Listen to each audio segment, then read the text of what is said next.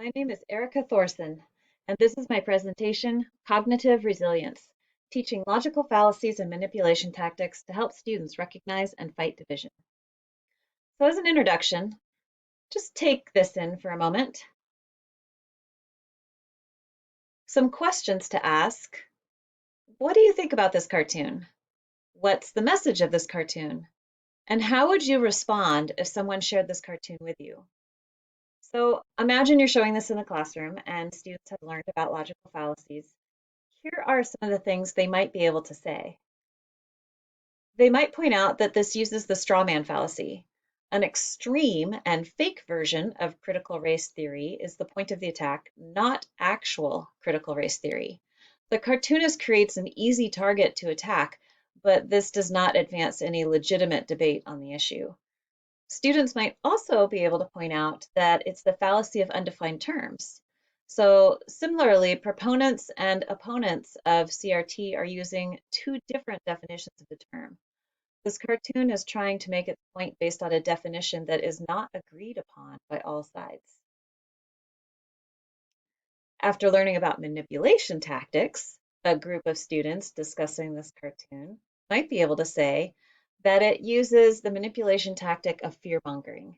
The intent of the cartoon is to gin up fear around CRT. Many times it's less obvious, but this cartoon literally depicts CRT as a monster. It also uses the manipulation tactic of vilification. Portraying the other side as a villain seeks to simplify the opposition into something evil and incomprehensible. Once people accept the other side as a villain, they are more likely to swallow falsehoods about them and use and accept dehumanizing language and actions against that side. Finally, students might be able to point out that it uses the language manipulation tactic of trigger words. So you can see on the t-shirt, there's terms like Marxism, hate, and anti-America. And these are ones that the creator, Dirk Wright, knows will trigger emotional defensive responses in certain groups. So for my presentation, first I will go over the what. What are logical fallacies and manipulation tactics? And then the why. What's the rationale? Why should we teach them? And then the how, which will cover instructional materials and suggested methods. So part one, what are logical fallacies? Logic, in simple terms, is the brain taking in evidence and drawing conclusions. However, evidence may be flawed, misrepresented, or just flat out false, and conclusions are often subject to the biases of each person.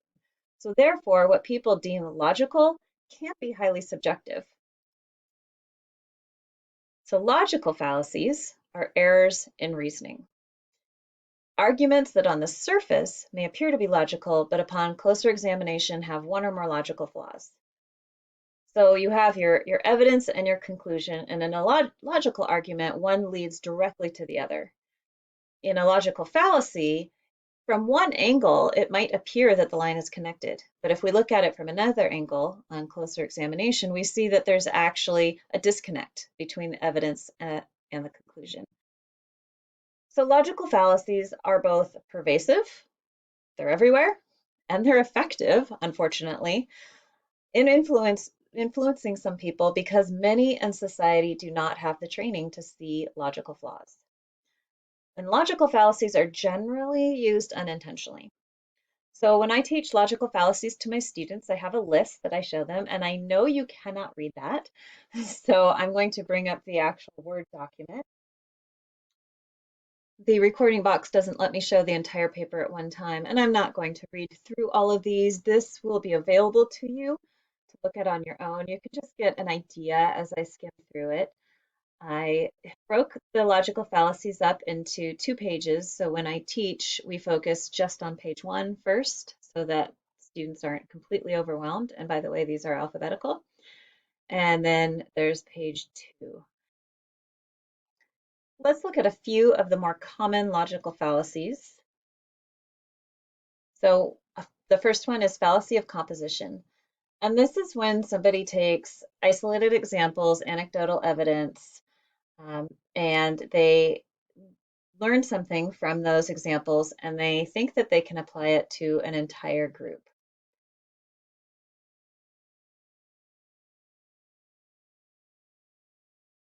So let's see this in action. A teenager shoplifted at my store last week. Another teenager shoplifted at my store today. And a third teenager tried to shoplift at my store again today. So I, the speaker, has seen these three examples, and therefore my logic is that this applies to everyone in that group. But of course we know that that's bad logic because all teenagers aren't shoplifters. Not even a majority of them are shoplifters, but this person is using their anecdotal evidence to assume that all are. So that's the fallacy of composition. Another very well-known one is the straw man fallacy. So of course, consider the idea of an actual straw man, which is a fake person, and therefore the straw man fallacy is creating a fake version of your opponent and attacking that instead of the real thing. It's like a cartoon villain version of a person, which makes it much easier for people to attack instead of having to deal with the complexity and nuance of somebody's real argument. So, we have these caricatures of politicians, which is the cartoon villain version. An example of this is the real issue of feminism is the theory of the political, economic, and social equality of the sexes. If somebody wants to create a straw argument of that, they will look at a very exaggerated and most extreme version of feminism and attack that. It's much easier to argue against and dehumanize, but again, all it does is help people on that side feel like they've scored some points, but it doesn't actually engage in realistic debate. Another popular fallacy is the either or fallacy, offering only two ends of the spectrum and ignoring all of the possibilities in between. So it's like saying in the alphabet, there's choice A and there's choice Z, and that's it. There's no other letters available to you. Is from the stereotypical, not everybody, but the stereotypical right-wing point of view would be that Black Lives Matter are just protesters setting things on fire and looting, and police are all great. On the flip side, the stereotypical, again, not everybody, but stereotypical left-wing point of view would be that protests are peaceful and righteous and that all cops are bastards. And these are, of course, simplifications. Not everybody thinks this way, but this is an example of the either or fallacy. Let's move on to manipulation tactics. So these are strategies to influence or control others for unethical or self-serving reasons. And manipulation tactics are often intentional. I have a handout that I use to teach students that's actually 4 pages long. Here is my manipulation tactics list. And as you can see, it's quite long and in depth. And once again, I break it up into pages 1, 2, which ends here. I usually end just before language tools.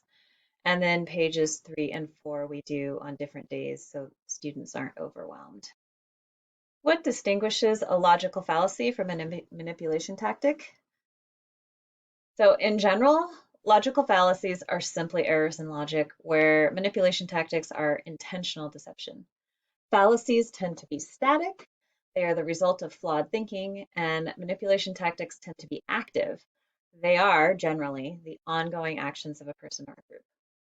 Honestly, however, there is a lot of overlap. You'll see at the end of each definition on I see a typo there, pardon me, on the manipulations tactics list, I reference the associated logical fallacies. I kept the fallacy list to well-known fallacies found on established lists online, and I used a variety of sources and my own observations to create the manipulation tactics list. And please keep in mind that both lists are still evolving.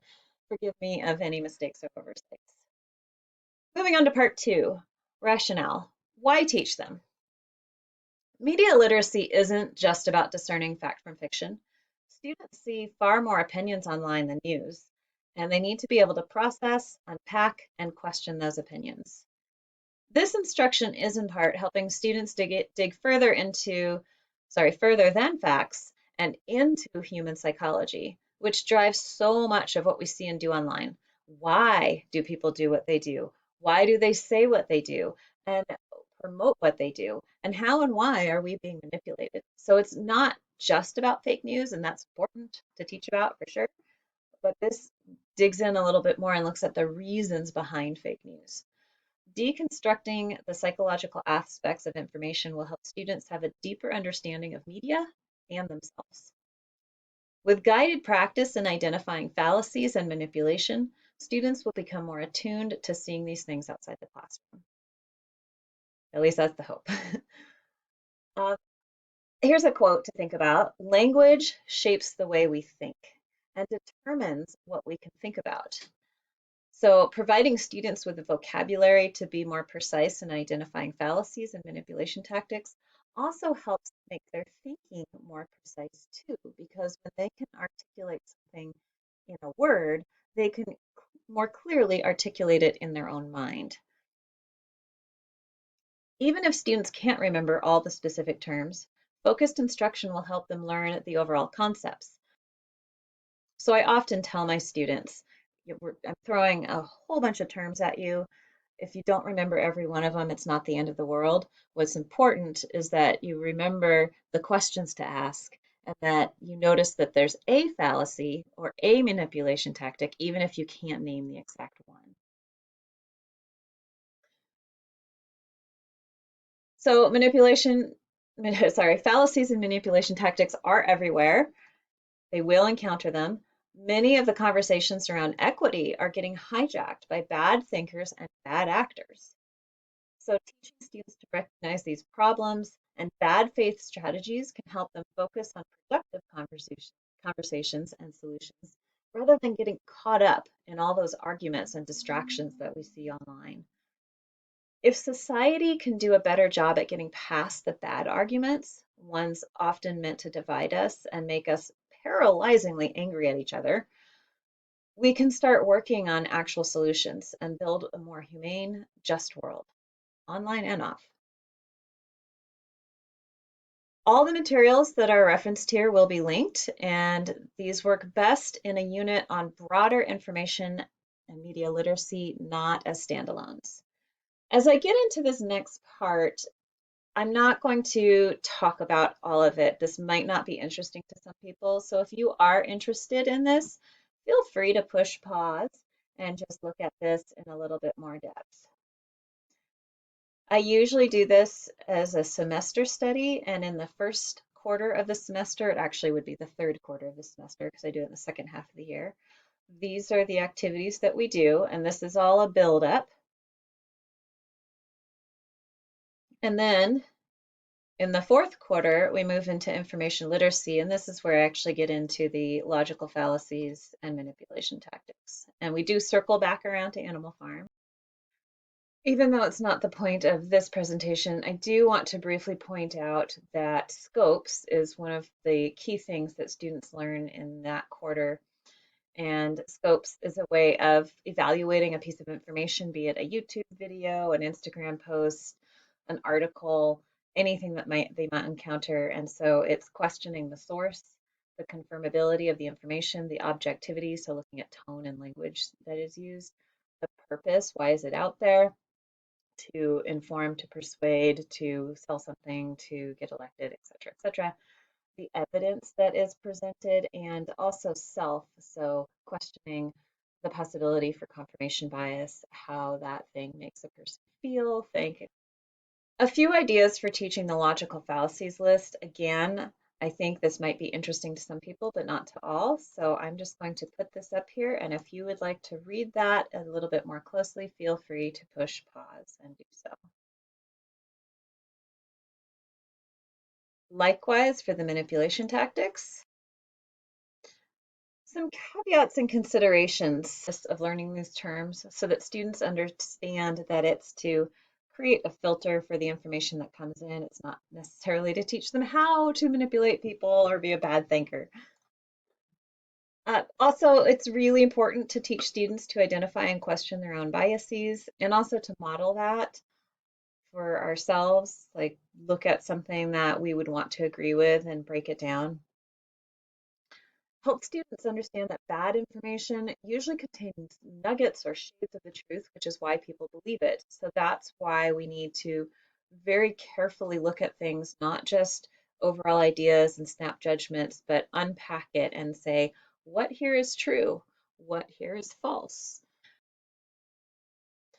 As I mentioned before, having a conversation about ethics and responsibility in communications is really important. So one way that I address this is I actually share with students the Society for Professional Journalists Code of Ethics, and I have them read through it. And then I have them take some of those ideas and modify them for anybody, for themselves, and write some of their own and come up with a list of 5 code of ethics that any person, a student, a teacher, a parent, anybody in society can follow. And that's a good way to get them talking and thinking. They also need to learn about nuance, and they probably need to know what the word is. So learn the vocabulary word and complexity in ideas. People tend to be very reductive, and everything in society is always reducing things. We have really short sound bites, we have short tweets, we have these little Instagram posts. Everything is so simplified, and we need to help students understand that ideas are much more complex than that, and we need to really unpack them to be able to analyze and truly evaluate them. Also, make sure students move beyond giving manipulation examples only for interpersonal relationships. This is something I didn't anticipate, but I found that when students started doing their final project, they were getting really into, gaslighting in a relationship, for example. And that's fine if it helps them process the ideas and learn about them. That's a great starting place. But I have to make a conscious effort to really get them to move beyond that and see that it's not just in interpersonal relationships. These can happen on a societal level. Uh, I try to explain binary thinking, just that it's the same thing as the either or fallacy, where people want to simplify things into one side and the other side, and no gray areas. And so, talk about that and how we see it in society and why it's such a problem. Encourage open ended thinking to go hand in hand with the binary thinking as a problem. There's often this idea that, and students and adults can fall into this trap, that we need to set where we are in our ideas and then it's closed. And we've drawn our conclusions. But of course, there's always more to learn. There's always more information to take in. There's always more perspectives to hear. And finally, having frequent conversations on the line between persuasion and manipulation is really important because, for example, scare tactic can be a completely legitimate persuasion technique when the consequences are truly backed by facts, scary and dangerous. And it can be used as a way to try to save lives, to try to prevent harm to people.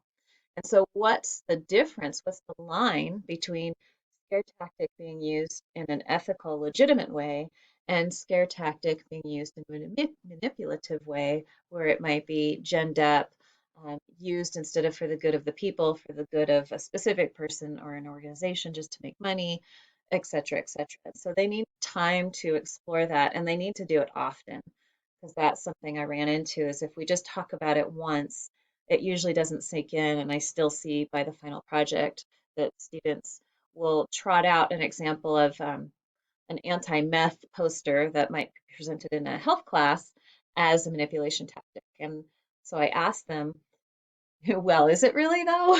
Is it really manipulation if that is a scary thing? And so, I don't want to necessarily tell them what it is or what it isn't, but I want them to have at least asked those questions rather than just putting it in this little box of manipulation tactics without going through that process. So now we're going to get into some samples and student projects or a student project. And as we get into these examples, if you're like me, you might find it way easier to find examples from the side that you disagree with. However, it's so important that we apply the same rigors of logic and scrutiny to our own thinking and our own side as to the opposition. This can be difficult, and some of these slides may raise emotions. Some of the ones that I present bothered me because they were purporting things that were so outrageous and offensive, and others bothered me because I had to really look at them, even though I wanted to agree with them, and break down what are some of the problems here. So let's all remember that there can be bad thinking or poor presentation of ideas, even within the larger ideas that we agree with. So criticizing details does not necessarily mean that we are criticizing the larger ideals or goals. Nuance, as always, is important. And all of these next quotes say pretty much the same thing. And if you would like to read them all, you're welcome to pause. And now we're going to get into some examples. And again, some of these are quite offensive, so know that these are for analysis, the purpose of analysis. I'm not agreeing with this one at all. So what fallacies or manipulation tactics, had you the time to look at the list, could you find in here? So I see fear-mongering, discredit, us versus them, and trigger words like jihad and socialist. All of these are used in an attempt to get viewers to associate these women of color with something scary, pugnacious, and un-American. Here's another one, two actually, which we see are the ad hominem attack or fallacy, focusing on personal characteristics that are irrelevant to the political ideologies or policies of these two figures. Ad hominem attacks attempt to delegitimize the person, and thereby everything associated with that person, without doing the hard work of actually assessing the issues of import. What do we see here? First, we have the straw man and post hoc fallacies. So there is a difference between learning about and acknowledging the white privilege racism dynamic and a person's feelings of individual self-worth. And most people are able to navigate this nuance. One does not inherently lead to the other, nor is this an accurate representation of white BLM allies.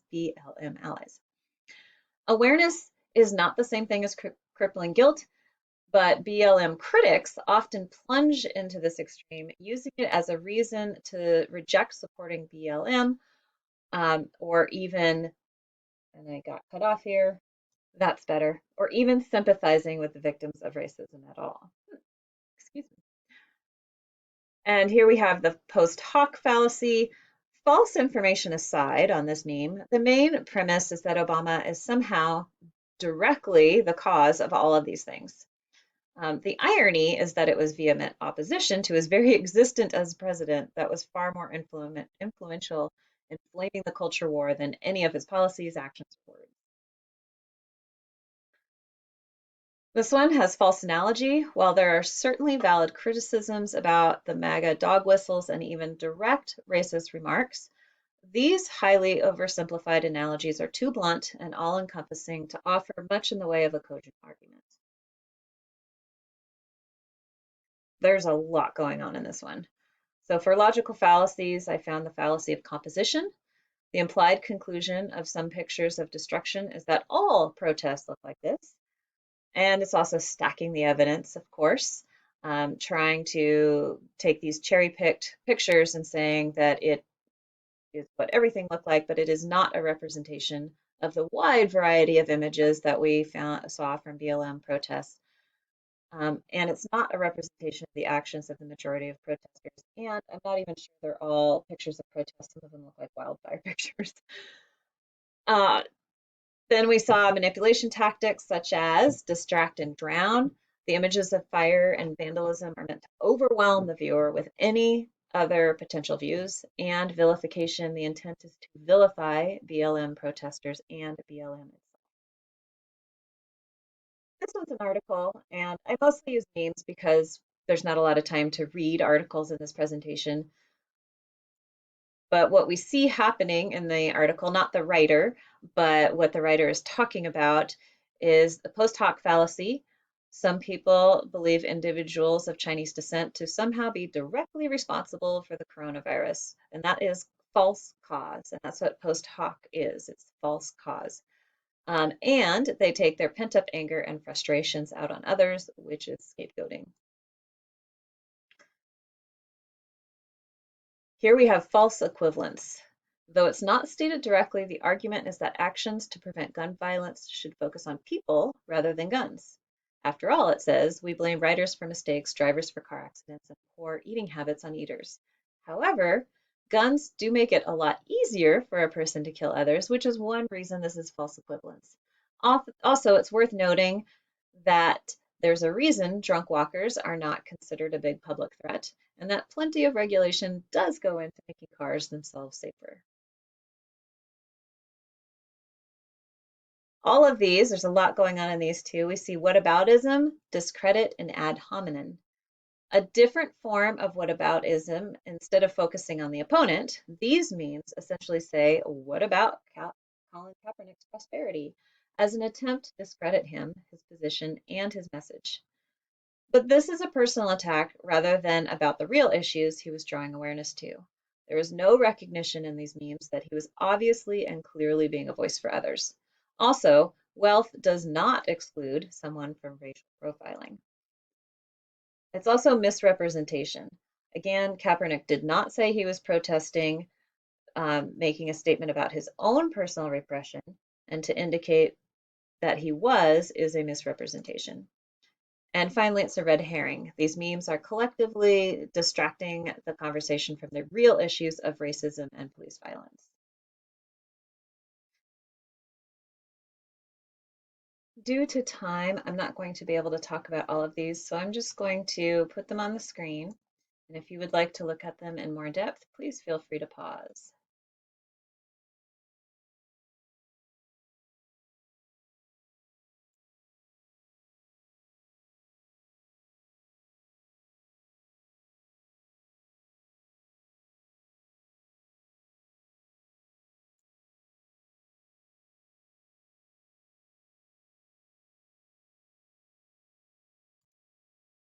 Here I have a student sample project. For their final, they had to pick one of the things that they learned in the quarter. This was a quarter project, and create a presentation that they shared with somebody outside of class. Most students shared with their parents. And again, I will just go through this and you can pause if you would like. The student who did this drew the pictures herself, and she chose to do hers on logical fallacies. They had to explain their logical fallacies.